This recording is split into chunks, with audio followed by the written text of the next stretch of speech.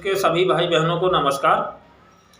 प्रदेश की जितने भी कस्तूरबा गांधी आवासीय बालिका विद्यालय में हमारे रसोइया बहन कार्यरत हैं और काम कर रहे हैं, विद्यालय में अपनी सेवा दे रहे हैं, वर्षों से काम कर रहे हैं, परंतु उन लोगों को इतना कुछ सुविधाएं नहीं सुनिश्चित हो पा रही हैं जिससे वह खुश रहें।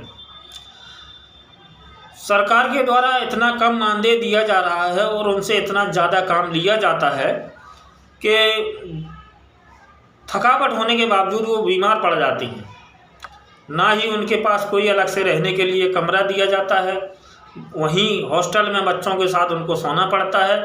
कम टेम्परेचर, ज़्यादा टेम्परेचर में खाना बनाने के बावजूद भी उनको दिमागी इतनी टेंशन दी जाती है। पैसा कम होने के साथ सरकार उनको कोई अतिरिक्त सुविधा नहीं दे पा रही है। उनको परिवार से अलग रहना पड़ता है, अपने बच्चों से अलग रहना पड़ता है, अपने बच्चे भूल करके दूसरे के बच्चों को सेवा करती हैं। तो मैं उनसे कहना चाहूँगा और सरकार से भी ये अपील करना चाहूँगा कि उन लोगों को कम से कम इतना मानदेय दिया जाए जिससे वे अपने परिवार, अपने बच्चों के लिए अपनी बेटियों की शादी कर सकें, अपने बच्चों को शिक्षित कर सकें।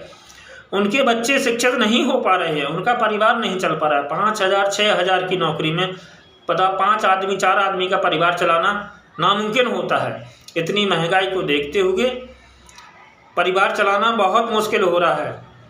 सरकार से मेरा यही निवेदन है कि उनका मानदेय वृद्धि किया जाए और रसोइया बहनों से मेरा अनुरोध है कि संगठन को मजबूत करें, संगठन में आगे आएँ, अपनी बात बताएं और अपने अपने जनपद में एकजुट होकर के आपसी लड़ाई, आपसी मतभेद छोड़ करके एक दूसरे का सहयोग करें, एक दूसरे का साथ दें और संगठन में आगे आएँ, जिससे कि हम सरकार के पास जा कर के अपनी बात बता सकें और अपने मानदेय वृद्धि के लिए और समय के लिए, रहने के लिए, अपने खाने पीने के लिए, अपने परिवार के लिए हम अपनी बात पहुंचा सकें, जिससे कि हम सभी लोगों का भला हो और हम अपने बच्चों को भी शिक्षित कर सकें।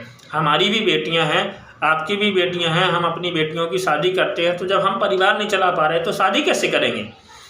तो हमें दैनिक मजदूरी के नाम पर कुछ नहीं दिया जाता है, ऐसा समान कार्य का समान वेतन भी नहीं दिया जाता है।